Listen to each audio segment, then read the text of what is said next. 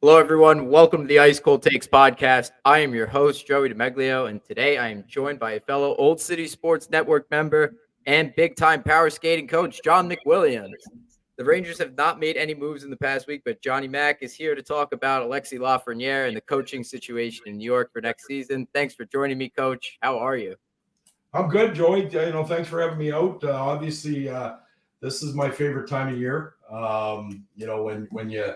When you kind of are a student of the game, and there's so much happening right now. You got the playoffs going on and wrapping up here in a couple weeks, and free agency, and everybody's got an optimistic view really going into the next season, right? Everybody's undefeated, and you want to go in and think you put the best product on the ice. And so there's a lot of tinkering going on, a lot of rumors. I've got my takes on some of the stuff, and I'm ready to go. Let's talk Rangers. Yeah. Well, what do you think of this Final Four here, though? I know the Toronto Maple Leafs aren't in there, but they did get the one round finally, first time in 19, 20 years. What do you think of this Final Four? I've seen some people talk about it, say like, oh, it's all small market teams. Well, I like to think every year there's 12 or 14 teams that can win, right? If you look at the NHL, 32 teams, there's, if not 16, right? We've seen 8 seeds go in and go all the way. You got to get a little lucky. You got to be a little bit, stay healthy. You got to get a good call. What the difference is, those 4 markets. The 4 markets that we're talking about, they have an advantage.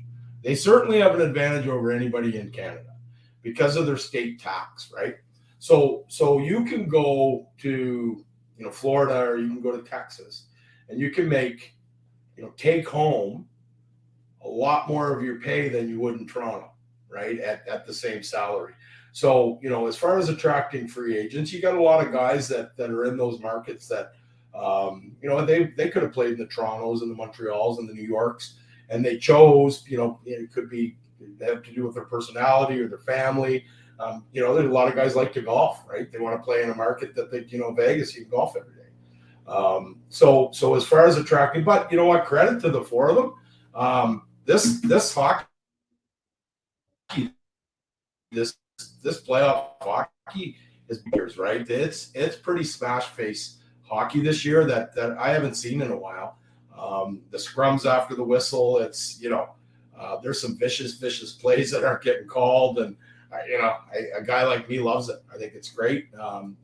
Whoever's the bravest and, has the biggest pain threshold of the guys that are going to win. But it could be anybody. I'm going to say Florida. I mean, if you look at the 2 teams Florida just took down, right? They took down Boston after a miraculous season, and then Toronto, who was playing real well.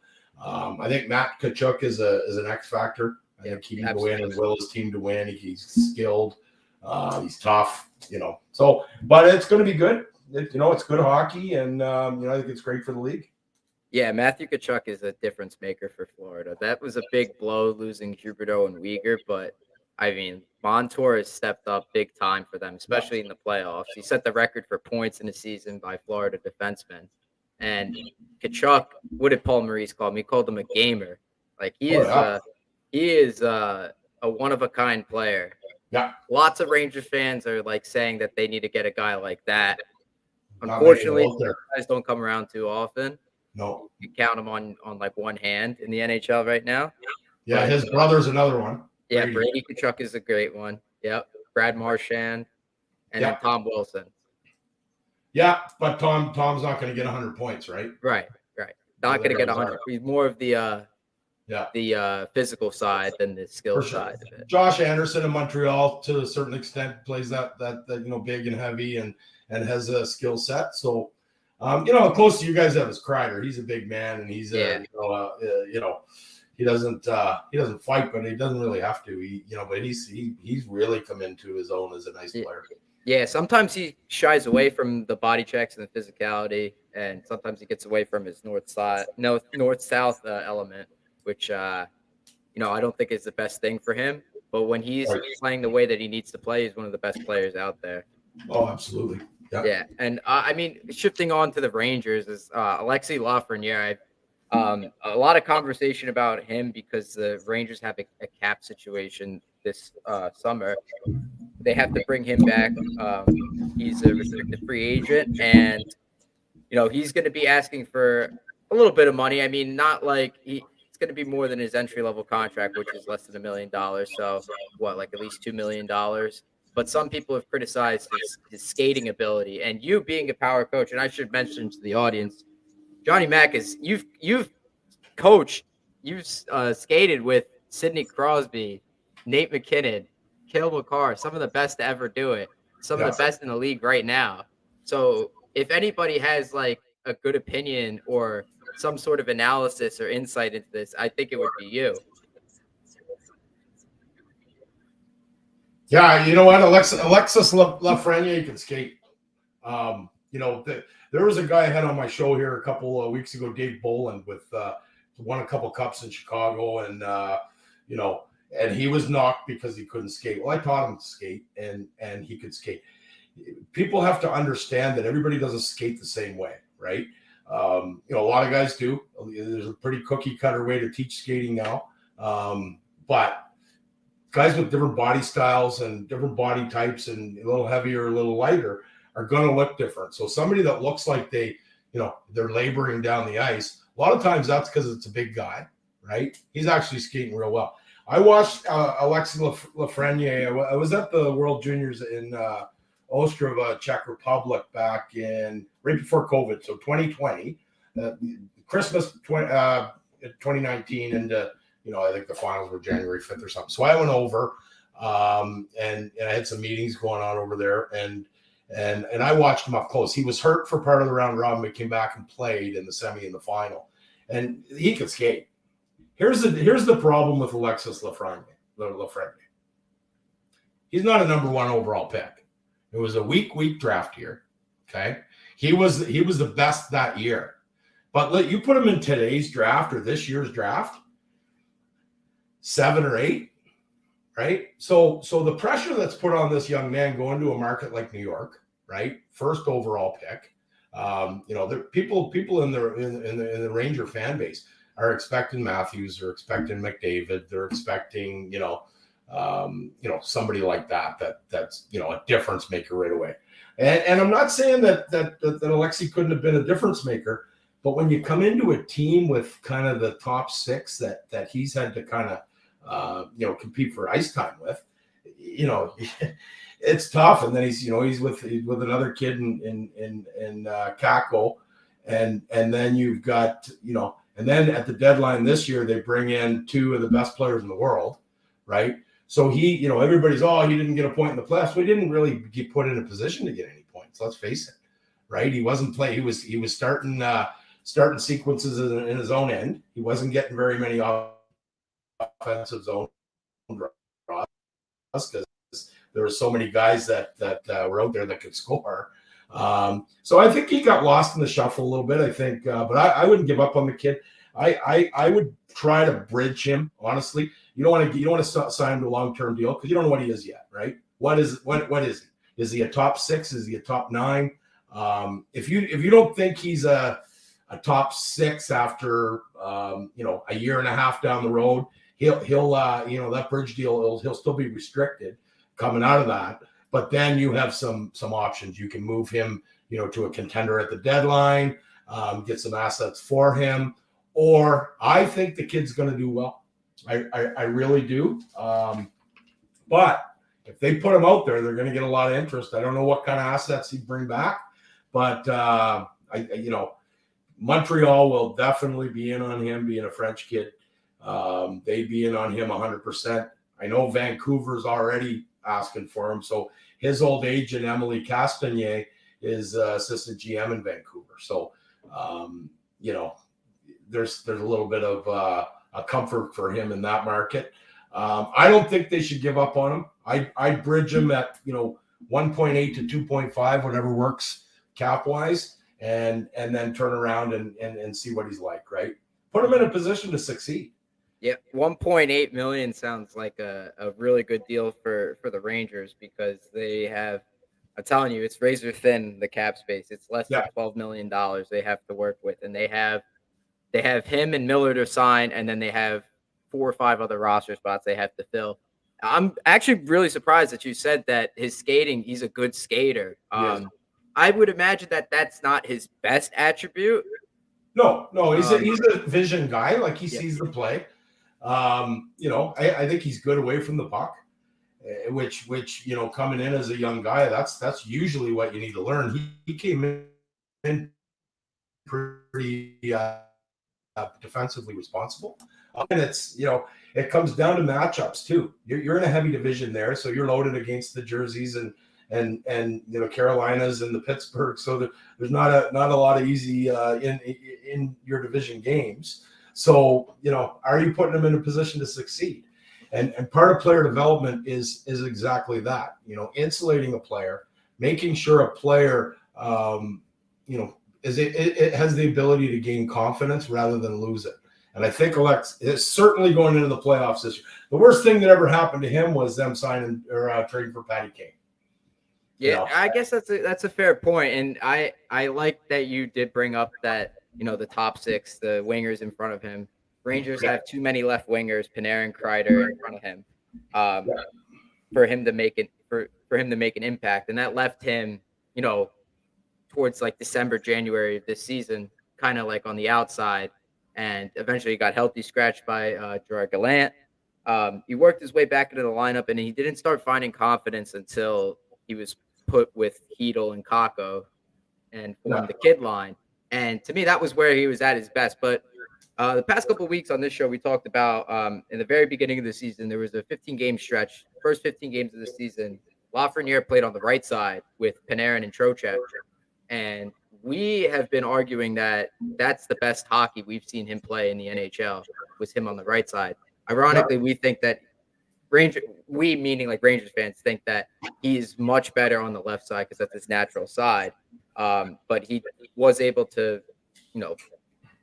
get some opportunity on that right side, albeit only 15 games before getting a demotion or getting the lines tweaked again. But do you think, like, if he's placed on the right side, that works for him as well, even though it's away from his natural side? Yeah, he's a hockey player. You know what? I've never taken too much. When I played and when I coached, I'm not a big positional guy up front, other than the guy that takes the draw. I always would tell my teams, hey, you know what? Obviously you got a center iceman, you got a left winger, and you're a right winger. I don't care where you are, as long as there's somebody in each lane. And when you got 2 guys deep, you got the F3 is going to be, hanging and supporting the D on the back end. So yeah, right or left, whatever. If you're playing a flow style and a skilled game, the left winger isn't always going to be on the left side, right? You're going to react to what your line mates are doing and what the opponent's doing, specifically in the offensive zone. And yeah, I think he can play anywhere. I really do. He's a real nice hockey player. He's a real good kid too, from what I've heard. I don't know the kid personally, but I know people that have worked with him and played with him, and everybody says he's just a humble, nice kid. I'm not sure New York was the right place for kind of a kid like that, but I'll put this out there.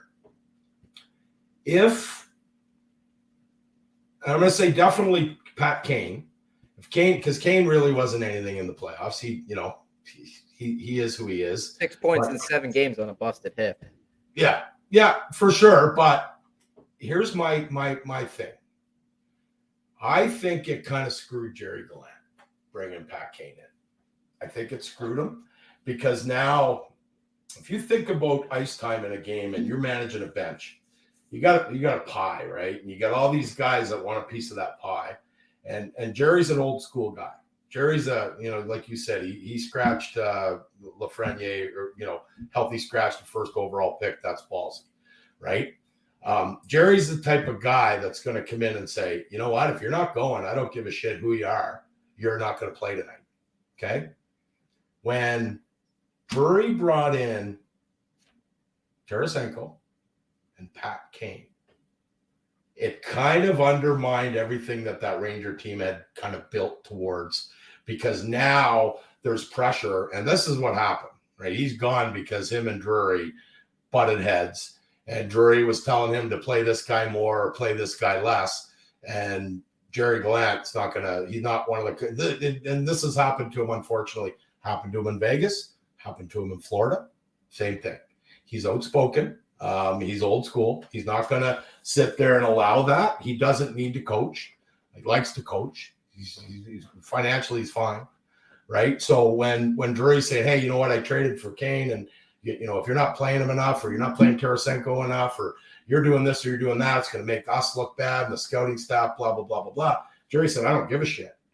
You pay me to win hockey games, and I'm going to do what I have to do with my lineup to win hockey games.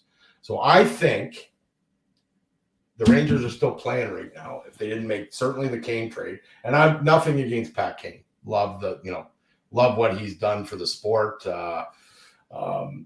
Real, skilled player. But I think they got pressured into I like the Tarasenko deal. I really did.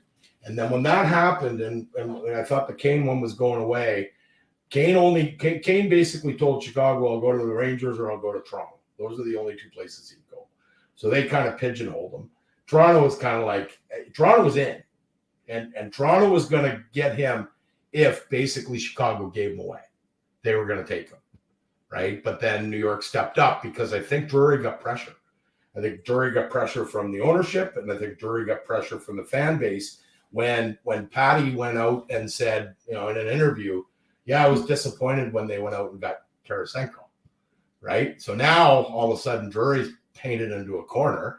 And he's like, oh, shit, I gotta, if I don't do something and then we bow out in the first round, they're going to go, you could have had Patrick Kane. But, well, guess what? Be careful what you wish for, because you bring him in. And I think they get out of that Jersey series without him. Yeah, I was thinking that the Rangers were going to settle for more of a bottom six guy like a Bukestad or Marcus Johansson, something like that. Might have been the way to go because they were going good. They were going good. All credit to Jersey. That's going to be a real good hockey team for a long time. Of course. Right. I just think that at the deadline, the Rangers needed two wingers and that could score. They were missing two top six wingers because before they traded for Tarasenko, they had Goudreau and Jimmy Vesey in the top six. They had the kid line, which was rolling, and they didn't want to split that up. Remember that they were scoring points. It didn't make sense to split them up, so they needed two wingers. Barbashev would have been a perfect second liner. I don't know how they would have made the cap work, but I think that would have been a good. That probably would have been better than Kane. But yeah, he probably was. Drury was probably back into a corner. I mean, you have Patrick Kane on the table, like basically for peanuts. Right. You're getting him for free, essentially. They didn't even give up a first round pick this year or anything, and you're getting him at pennies on the dollar, especially his cap hit. I mean, it's a future Hall of Famer. So, like, how could you say no? So, I don't blame Drury for doing that. I'll always say that. But hindsight, probably should have gone after Barbashev. But, I mean, the Devils certainly played better than the Rangers in the first round. And I'll fully admit to that, even being a Rangers fan. I'm sure you noticed this. Everybody that I've talked to has said that the best thing about the Devils is their speed, and that they really, really put the Rangers in bad spots. Yeah, absolutely. And they, you know what? They're coached well, right? Lindy Ruff's been around a long time.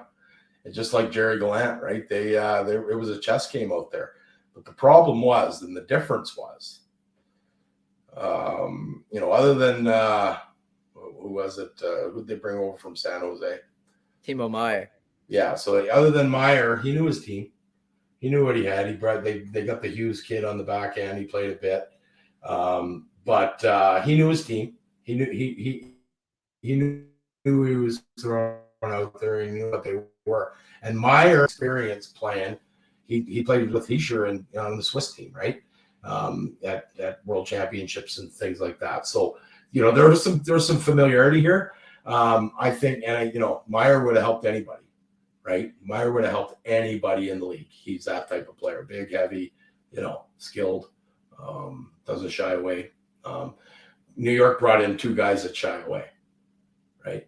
And in playoffs, you gotta, Toronto brought in O'Reilly. That was the type of player probably that New York would have been better off for their top six. Hindsight is 2020, right? We don't know that. They could have got a bounce in the Jersey series and won the Stanley Cup. So like I said, 12, 14, 16 teams have the ability to win the Stanley Cup every year. It's luck, and officiating's been horrendous. I agree. We've been talking about Gary Bettman a little bit. Did you see my take on what's going on there? I saw a little bit of it. Yeah. I mean, the officiating has been very interesting. I'm very surprised by the Department of Player Safety. Yeah. I don't know. I will refrain from any comments. I'll just say the Trouba hit on Meyer. I thought that was clean in round 1, right in game 7. Yeah. No. Yeah, and you know what? Trouba plays the game hard, and you got to be aware when a guy like that's on the ice. Period. Like you got to know who you're matched up against. It's no difference than Scotty Stevens and Darius Kasparaitis and guys like that they'll take your head off. That's and Trouba backs himself up, right? I don't like every time you hit somebody you got to fight now, but he stands up and he takes it and he'll drop the mitts and basically answer the bell if somebody thinks it was dirty. And the thing about it is, and it's so fast now, right? I knew when I played if somebody did something dirty because it was a lot slower. Now it's so fast. You look out of the corner of your eye and you see your teammate on the ice and Trouba standing beside him.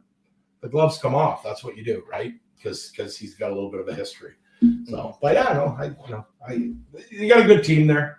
Couple tweaks. I think coaching is going to be a question mark right now. There's 4 that I've heard, and then there's one that I'm going to throw a name out there that maybe a little bit of a dark horse, but I can see him filling. So Mike Sullivan is out though. He's staying in Pittsburgh. That came out today. He's he's not on my list at all. I've heard that, dude. That doesn't make sense to me. No, it never made sense to me either. It's the best possible outcome, but it's just the least likely outcome as well, Right. And it was all if Keefe and Dubas went there to Pittsburgh and then Sullivan would be available.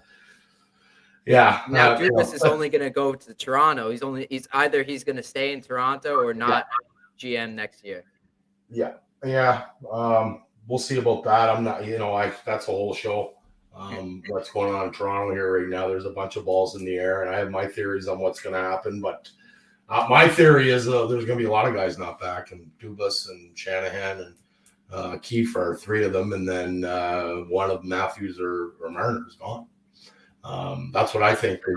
I think the Leafs have to do whatever it takes to keep O'Reilly. That's a good player. He wants to test free agency. He doesn't want to stay, I don't think. I think he'll come back if the money's right, but they're like trying to qualify him or bring him in on a couple-year deal for $2.5-3 million, and he could get 7 or 8 or 9 somewhere else, right? Yeah, the Rangers and the Leafs are in a very similar spot. Both the Leafs had I don't know if you could classify that as a successful year. You won a round for the first time with that core, so you have something there. But then you lose in 5 games, right? So is that an underachieving year, or I think so. I think it is. Then the Rangers season is absolutely an underachieving season. So it's like 2 cores that are pretty similar, cap tied up in a small amount of forwards and defensemen, and not a lot of room to work with, and you have to find money ball players that you can use next year to make the team better. But I mean, on a coaching update for the Rangers, I know you had a couple on your list. Mike Babcock has been rumored. I got him here. Yeah. Okay. I don't see it, just because I think with how he went out and some of the stuff that came out about his behavior over the course of his career. Like it or not, we're in a new game now. You can't behave, the old school way that, I would have coached when I coached, and, Babs did as well. He's certainly talking. He's going to be back this year. I have him, honestly, either in Columbus or Anaheim. I think he's going to coach one of those teams next year. You got Joel Quenneville would be a fantastic coach. Again, there's some the issues that he kind of went through and maybe buried or shied away from dealing with in Chicago are still hurting him. I know that was the Rangers' first choice. I've heard that they basically Batman went to ownership and said no, you're not going to go there, right? And then there was a little bit of a back and forth that said, well, is he allowed to come back? Are you going to reinstate him? And he said he doesn't know. So why would you sign a guy and make a big parade and whatnot to announce that you got Coach Q, and then all of a sudden Batman says, yeah, no, he's got another year, he's not going to be here. So there's no, it's a goofy thing, Joey, because you've got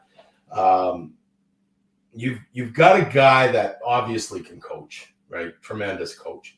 He made a mistake, 15 years ago, and didn't deal with something that he should have dealt with as the coach, as the leader of the group, and but it's not like a suspension to a player, right? It's not like you have 25 games because you did this. It's like they didn't even kick him out. Basically, the NHL went in and said, "You resign, right, and step back from Florida." He was renting David Boland's house when he was coaching there, and basically they just said, "Yeah, you're done." So he walked away, but there's no definitive timeline, and I don't know if he'll ever get reinstated. But it ain't going to be in New York. It's no different than Babcock. I think you'll see Quenneville come back into a Nashville or somewhere maybe that's not going to be high on the radar, right? Yeah, it would be a nightmare in New York or like a Toronto or something like that. That's not the place. I agree with you. That's not the place for Quenneville to make the return. I have a feeling that it would, this is just pure speculation on my part, that if it was Quenneville, then it came from James Dolan in ownership. Because through Batman. Batman went to Dolan and said, "You're not doing this." Yeah. That's bottom line what happened. Right? I'm interested in another guy on my list that's quite interesting. Patrick Roy is Patty Roy. Yeah. I think he's their guy. I think he's the guy that they want. He just changed agents. He's got a new agent. He said he's not going to coach in Quebec in the Quebec League next year. That team that he's coaching is right now, they're in town here in Halifax and playing the Halifax Mooseheads in the Quebec League final. So they're up. They split in Quebec last weekend, and then Quebec won last night in overtime here in Halifax. And they're playing tonight. So he's either going back to Quebec with 2-2 or up 3-1. And they're drawing 18,000 people in that Quebec rink for a junior game. Wow. And it sold out 18,000, right? So if Arizona's going to move, that's kind of where you got to look first, man. It's a hockey town.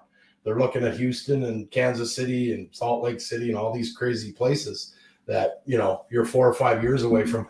They got to go expansion route to those teams. I think if those places want to come in, you want to expand to 34, 36 teams, have at her. Don't take an existing franchise and expect it to succeed in a new town. Do what Seattle did and Vegas did, right? Build it, have an expansion draft. I can get on board with that. Yeah, So, but anyway, Pat Roy deserves it.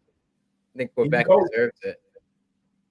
Yeah, and Pat Roy, if I think he's their guy, and I think the backup is one of these two. And you wrote an article I read there, Chris Knobloch, who's a tremendous coach, has had success at every level. He's coached some. He's developed young players. Connor McDavid would be one that stands out. There's who's the kid that played for Chicago? He got traded to Ottawa. What's that? Yeah, Alex DeBrincat. He played for him as well. He's a good. My wife was up in the same town as him in Imperial, Saskatchewan. So she knew him growing up. I don't know him at all, but I remember when he came in. He came into the Western League with the Kootenay Ice, and he went to the Memorial Cup with the Kootenay Ice. That was in Guelph, Ontario back then. I don't know, in the mid 2000s, something like that. And then he ended up in Erie. And then he ended up, he was on the Philly bench as an assistant with Dave Haxtell. And then when Haxtell got canned, he got canned too. And there was rumors of him going, all over the place, back to junior. And then he decided he didn't want to be an assistant anymore. He wanted to be a head coach again. And he took the Hartford job. So I think, he's a guy that will be quite capable. The other guy is a guy by the name of Jay Leach. I was going to ask you about that. Yeah, I don't know too much about him. Yeah, I see him as a good fit for this organization. He's in Seattle right now. He's paid his dues. He's coached at every level. He's a real good communicator. I think he's a good blend between an X's and O's guy that looks at analytics and things like that, and a guy like more so like my era, where it's go out there and outwork them and beat the shit out of them in the corner, and that's how we're going to be successful. So he's got that mix, and the only thing about Jay Leach and Knobloch is, bottom line, is it sexy enough for the New York Rangers? Right? Is that higher? Are you know what I mean? Are people going to come on? I think they will on Patrick Waugh.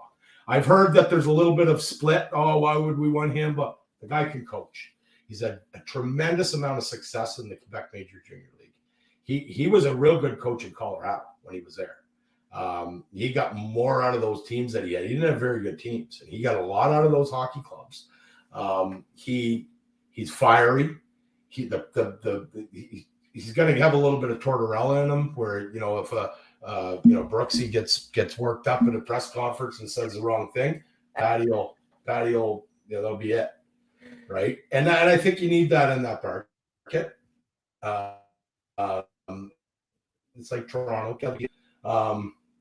But I think, if Waugh comes in and they're 500 at Christmas time, there won't be a panic. If Knobloch or Leach comes in and they're 500 at Christmas time, there's a panic. Yeah. Right. Yeah. The one thing for Waugh, you'd be trending towards. I would think if they're 500 at Christmas, it's because they've had some bad luck and maybe some injuries, right? Mm-hmm. But I think he's the guy. I think they're waiting on him. That's why they're not doing anything. He's he's either, he's done in the Quebec League this weekend if Halifax comes back and wins that series, or he goes to the Memorial Cup the following weekend in Kamloops, and it's 2 weeks away. But I think he's the guy, and I think that's the only team he'll go coach. Mm-hmm. I don't think I don't see him as, if somebody said Columbus, I don't see him as a fit in Columbus. He's a big market guy. He likes the spotlight. He's not afraid to.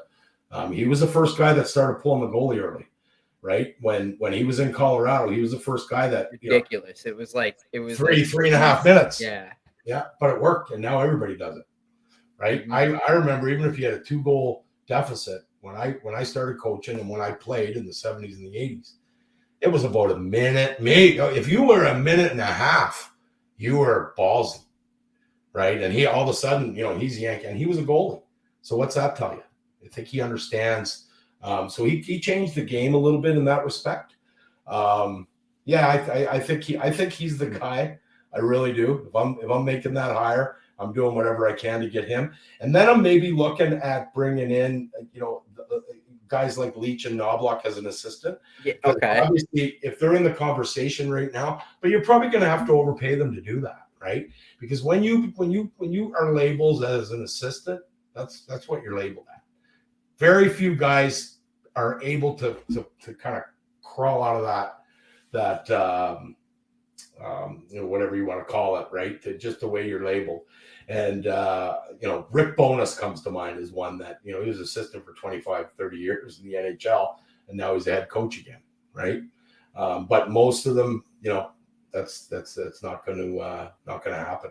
And, I mean, Knobloch will know some of the kids, right, from being in Hartford, and he'll know, he'll have some say on some personnel and whatnot. I don't know if he would. Jay Leach would be a better chance to get him on as an assistant. But I think if you overpaid Knobloch and basically said, brought him up and said, look, you know what, we're bringing in Wah. You know, we really like you. You're the next guy, right? Just, you know, I think he would. But, you know, we'll see. And, that's how I see it going. I'm interested to see, you know, there was the exit interviews with the Rangers after they lost against the Devils. What they had to say about Gallant, it wasn't the prettiest. So it makes me believe that the relationship was not as good. I guess maybe towards the end of the season, maybe they weren't buying into what the coach had planned out for them, or like strategy wise, or how he was in the dressing room. I'm interested. How is like Patrick Waugh with like players? Is he? I know you said he's fiery, but like, does he? Is this a guy that the players will resonate with? Yeah, and so's Jerry. Jerry Gallant is a player's coach. No mistake about it. He's a player's coach. Jerry Gallant will come into your face and call you every name in the book and then forget that he did it. And then the next, he's like, hey, how's your wife? He's old school. He wants the game played the right way. He's not an X and O guy. He's, his assistants would handle that kind of stuff. He would be rah, let's go out there and group. He would protect the players from the coaches or from the management. If Drury was talking about moving somebody, Jerry would fight till death for a guy. He was a very, very popular teammate when he played in the National Hockey League, and he was a very, very popular coach. His problems have never been with the players. His problems have been with kind of dealing with management and differences in philosophy. So that's a little shocking. I didn't see any of the exit interviews. That's a little shocking to me that the players. But was he already gone then? Was he already gone? What's that? Was he already gone when they were talking? No. It was so. It was the day of breakup. It was breakup day, right? And that was the last time that the players talked to the media before summer. And Gallant actually, like addressed the media. Like he took the conference. Usually when a coach for the Rangers, at least, is about to get fired, they won't be there. They won't be there at all. I think the last guy to do it was Tortorella, where they won't know. But like when Goudreau and Trouba were asked about Gallant, they, I don't know if it was because they were pissed off that they lost and that it was over or whatever, but I don't know. There's a lot of stuttering, a lot of ums, a lot of long pauses. It didn't seem like how they were in the regular season or the relationship last year in the playoffs. I don't know. So it just kind of feeds into what I said earlier, right? I think the players knew. I from what I heard, and I can't say this from 100%, but the story I heard is that Drury and Gallant got into it very, very heavily and vocal and out there. So players saw it, media saw it. It wasn't, and I don't know, whether it was after Game 7. I think it was somewhere in the middle of the series, from what I heard. Mm-hmm. So the players know that, right? But part of the stuff that I said earlier, is that I think Drury kind of screwed Jerry by bringing in the guys that he did and then putting the expectation. So if the players, all of a sudden they're playing 20 minutes and now they're playing 16, they're not getting any power play time because now they got Tarasenko and Kane, right? Two legends, right? That makes it the players kind of go, and Jerry's caught in the middle because he's like, well, how do I divvy up this ice time, right? What do you want me to do, right? You bring in two 20-minute guys that play 75% of the power play time, right? Now how do I give keep the rest of these guys happy?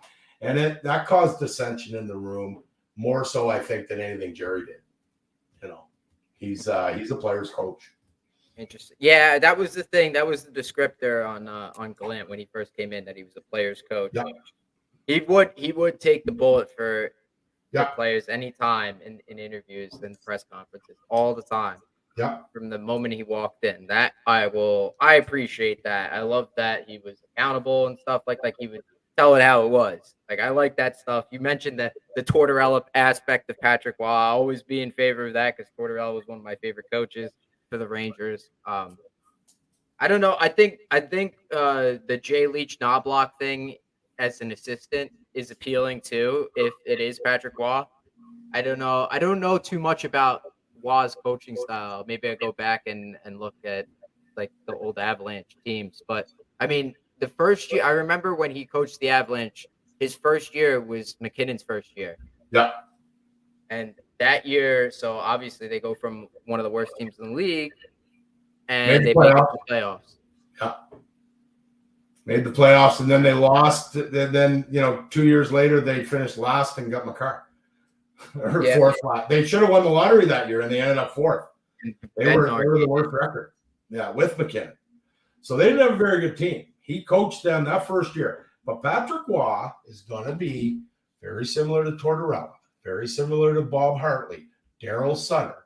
He's got about a 2-year shelf life, right? And then he's going to either piss off ownership, piss off management. The players are going to kind of tune him out because he's going to go in and he'll get in your face, right? And a guy like that can, right? He's, arguably the best goalie that ever played the game, right? Top 5 for sure. And he's going to go in there, and he there's not going to be any sort of meekness from him. And I find coaching now is a lot meeker than it has ever been. You're not going to get that with Waugh. He'll be yelling at you. He'll be yelling at the other coach. He'll be screaming at the referee. He might get tossed the odd time. So it's, if the group buys in, it's great. And it's great for a year or two. And then it starts to get old, right? Then the guys are like, okay, I'm not going to listen to this grown man spitting and carrying on. Like, no, I'm done. I make $8 million a year. This is crazy. I'm not doing it. So I think, I think he could. But the thing about it is you made the comparison between the Rangers and Toronto. And I love the analogy, real good, on paper, real good groups. You see it, right? Yeah. Here's the problem. This was the year. Yep. Because look at the teams that are coming up right now in that Eastern Conference. You there? Oh, sorry. Yeah. Look at the teams that are coming up in the Eastern Conference. You got Detroit Red Wings. They're going to be a real good club in a couple of years. Buffalo Sabres are probably a playoff team next year. Ottawa Senators. Yeah, don't sleep on Ottawa. I know that they play hard. Carolina's still going to be good. Florida and Tampa, they're still going to be good, right? Montreal's going to be good, right? You find me a weak, Columbus, if they're coached properly, I mean, they've got 2 of the most dynamic hockey players in the world. Pat Laine, I think, next to Austin Matthews, is probably and maybe Pasternak is probably the most pure goal scorer in the NHL. And Goudreau, he's unreal. I didn't like the coach there last year. Yeah, I don't know too much about that guy, but it doesn't look like he was the answer. Yeah, I'm working on. I think we're going to get Jarmo Kekalainen on my Sunday show, and sit down and kind of talk about some stuff here in the next couple of weeks. That's a huge. guest to get on. We got. I have that next week. Yeah, Sunday night coming up for your listeners. I've got Gilbert Dion. So Gilbert won a cup with Montreal in '93. Played with Philadelphia and Florida as well. His older brother Marcel Dion is a obvious legend. Yes. Anyway, so Gilbert's coming on Sunday night on Road to the Show, and so have you tuned in to any of the episodes? I haven't tuned in yet. I got to go watch the Dave Bolin one because I definitely want to hear that. I'm sure the dynamic between you guys is incredible. We had some fun. So my little fellow, we have a little segment where my 9-year-old comes on and he asks the guests a few questions. So he came on and I think the first one to David was, "Who's your favorite team?" Nice. And I got a clip of it. So David said, "Well, I got to stick with Chicago. I won 2 cups there." And he goes, "But I'm a Toronto guy, so I'd like to see the Leafs win the cup." And this is a week before the draft lottery. And then my 9-year-old Jack says, "So what would you think if Chicago won the lottery and they got Bedard?" A week before. So David goes, oh, well, that would speed up the rebuild. I think that'd be tremendous, blah, blah, blah, blah, blah.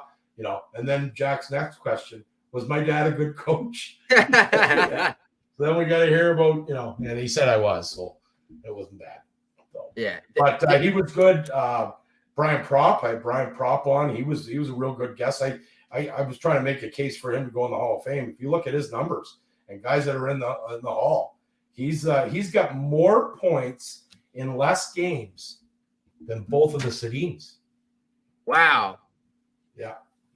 So Brian played less games and he has more points than either one of them, and they're both in. So, you know, I think he's, you know, left wingers points per game, he's, you know, fifth or sixth all time. So I did not know that. And then probably going in the Hall of Fame. Yeah, Brian Propp should be in the Hall of Fame. Yeah, 1,004 points in 1,016 games. That's nuts. That's a really good career. Right. 5'10", 195-pound left winger. Yeah. Yeah. So listen to that show. That's a real good show. And then there's I had Ian Duncan, used to play in the Winnipeg organization, and then real cool story with him on this one. If any of your listeners are interested in the old Gretzky days, so he played in Winnipeg, and they played Edmonton every year in the playoffs for like 5 years. And Ian was a big, heavy guy that, you know, threw his body around. He chipped in. He had, you know, look him up. Look at his numbers. IAIN is the first name, Duncan. So anyway, I didn't know this. We were talking about his career. So he ends up, he leaves Winnipeg, and then next thing you know, he's in Phoenix in the Isle with the Phoenix Roadrunners. So I said, well, how did you end up in Phoenix? Like, you had a pretty good year in Winnipeg that year. And he said, I signed with LA. And he said, I just thought that, you know, I was getting an offer to come to camp and, you know, try to earn a spot on the team. So I went to camp and I got hurt. They gave me number 27 in camp, which tells you you've got a spot. If you get 27 in camp, you're probably going to be a roster player. The guys that aren't going to be in on the team are, you know, if you ever show up in an NHL training camp and they give you 63 or, you know, 82 or some high number, you're probably not going to make the team, right? They've got you penciled in the minors somewhere. Well, they give him 27. And John Tonelli wore 27 the year before in LA, and he just got traded back to Long. So goes down there and all of a sudden goes into a stall and they give him 27. Well, he gets hurt in training camp, ends up in Phoenix on a rehab stint, and never really makes it back, doesn't make it back to the NHL. Ends up playing in the minors, won 2 or 3 East Coast League titles. But he was going to be Gretzky's left winger in LA. Gretzky said, because he was so hard to play against when he played in Winnipeg, Gretzky went to management and he said, if you can get this Duncan guy from Winnipeg, get him. I'd love to play with him. He's real heavy. He's hard to play against, and he's got pretty good hands.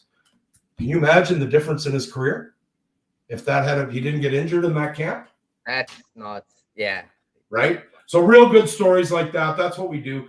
I talk less about their hockey and being on the ice than I talk about their childhood and how they grew up, and you know, some of the people along the way that kind of, you know, they tribute to get them where they are. So it's a lot of fun. That's a cool story. I like that. Like I'm looking at his numbers now. Duncan had some good point totals with Winnipeg before he got hurt.